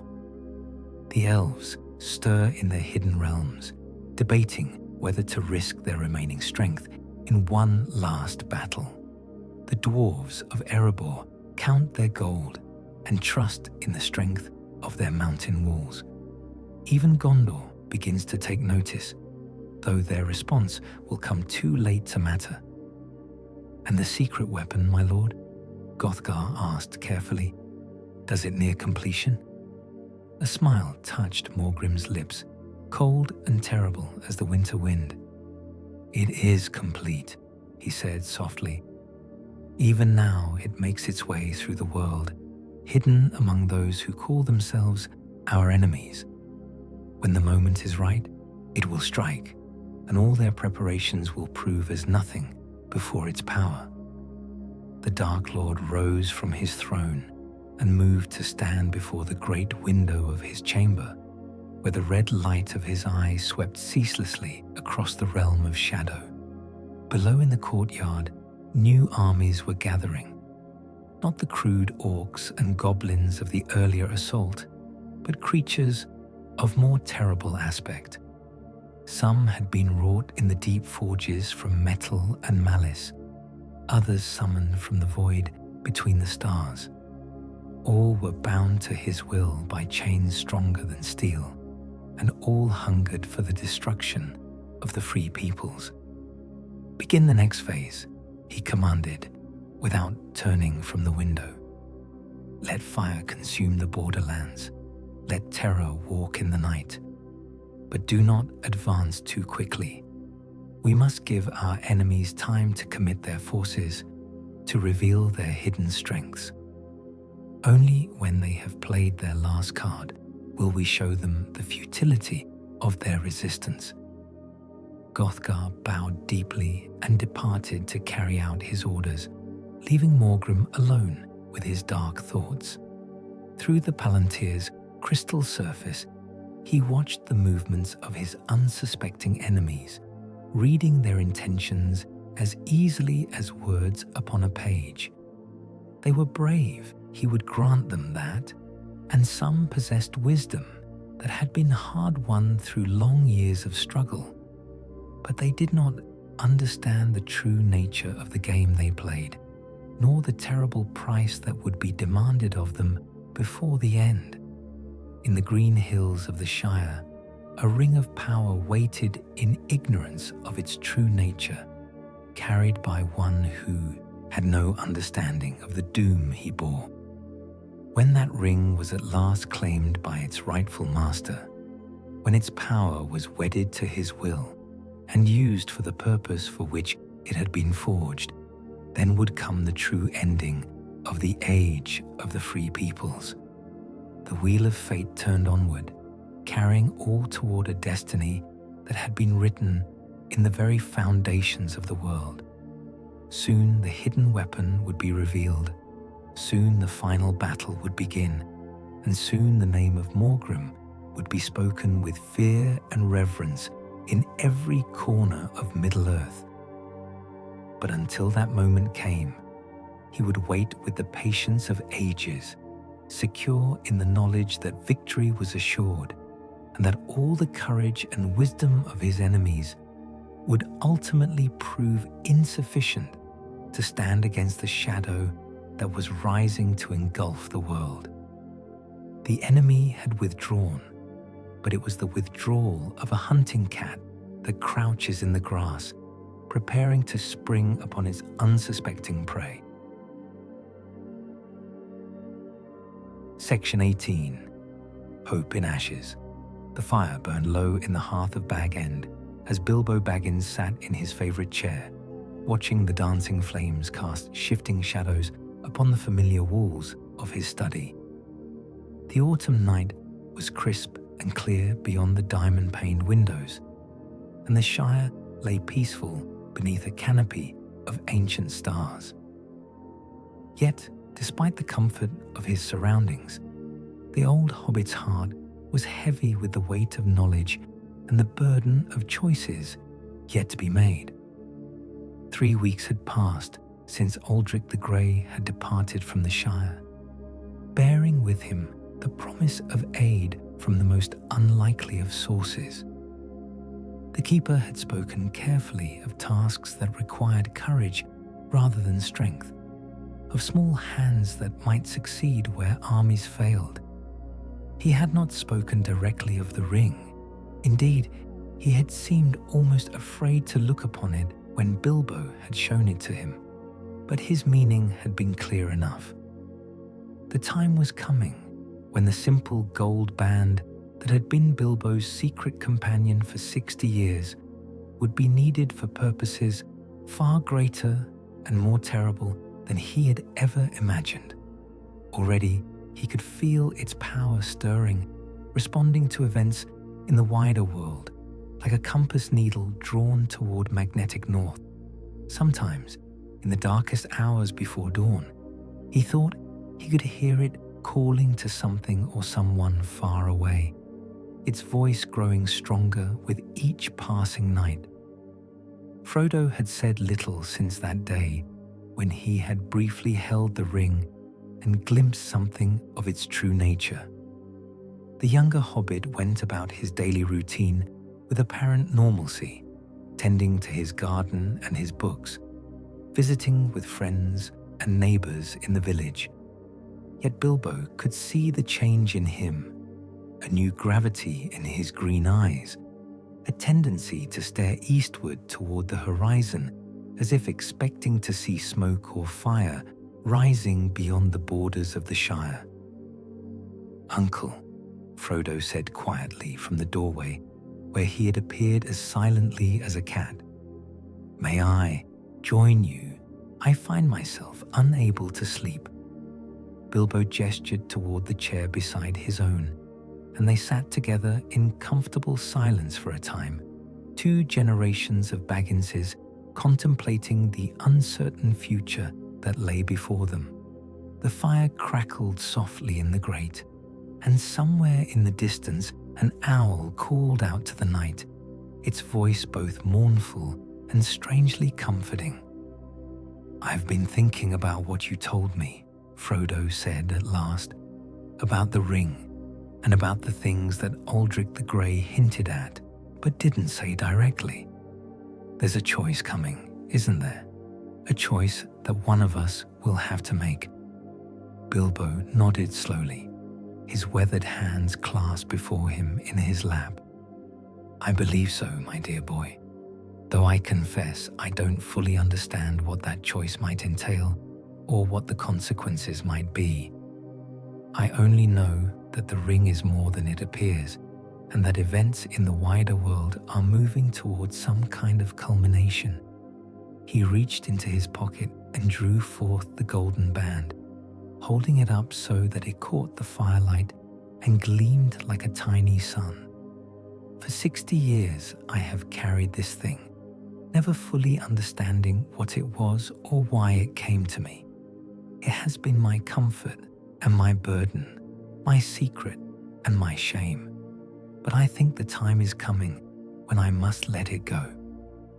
Frodo's eyes were fixed upon the ring with an intensity that troubled Bilbo, for he recognized in his cousin's gaze the same fascination that had gripped him for so many years.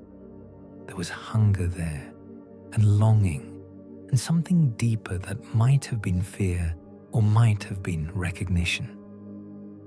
"Let me take it," Frodo said softly. "Whatever task awaits, whatever burden must be borne, let me be the one to carry it. You have given enough of yourself, Uncle. You deserve to rest."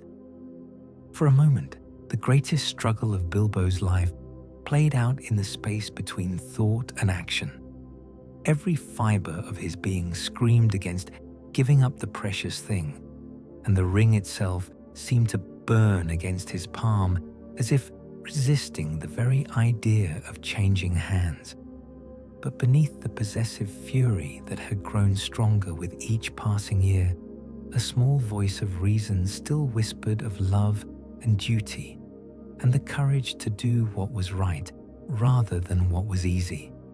With an effort that cost him more than any physical labor, Bilbo leaned forward and placed the ring in Frodo's outstretched palm. The younger hobbit gasped as its weight settled into his hand, and for a moment, his eyes reflected a light that had nothing to do with the fire burning in the hearth. "Guard it well," Bilbo whispered, his voice barely audible above the crackling of the flames. But do not let it guard you. Remember who you are, my dear boy. Remember that you are a Baggins of the Shire, and that your strength lies not in the power of the ring, but in the love and loyalty that fills your heart. They sat together through the rest of the night, uncle and nephew, old guardian and new bearer, while the stars wheeled overhead and the Shire slept in peaceful ignorance of the great events that were stirring in the world beyond its borders. As the first pale light of dawn crept through the windows of Bag End, both hobbits knew that their comfortable life in the Green Hills was drawing to a close. Soon, perhaps sooner than either would like, the time would come for farewells and difficult partings. Messages would arrive bearing summons to adventure. Roads would beckon with promises of danger and discovery, and the Ring of Power would begin the next stage of its long journey through the world. But for now, in the quiet hours before the dawn, there was still time for hope. Hope that courage would prove stronger than fear, that wisdom would triumph over malice, and that even the smallest person could change the course of the future when all else failed. In the comfortable parlour of Bag End, where the fire burned low and the shadows gathered like old friends, two hobbits sat in silent communion with the weight of destiny pressing upon their shoulders. The wheel of fate continued its inexorable turning, carrying them toward trials they could not imagine and choices they could not avoid. But they would face them together as family had always faced the unknown, with quiet courage, stubborn hope, and the unshakable conviction that even in the darkest of times, the light would find a way to endure. The story was ending, but it was also beginning. And in that paradox lay the seed of all the hope that Middle-earth would need in the dark days that were surely coming. Thus concludes The Lost Battle of the Silver Harbours, a tale of gathering shadows and kindling hope, of ancient evils stirring, and small folk finding courage they never knew they possessed. The wheel of fate turns onward, and the greatest adventures are yet to come. The end final word count, approximately 9,200 words.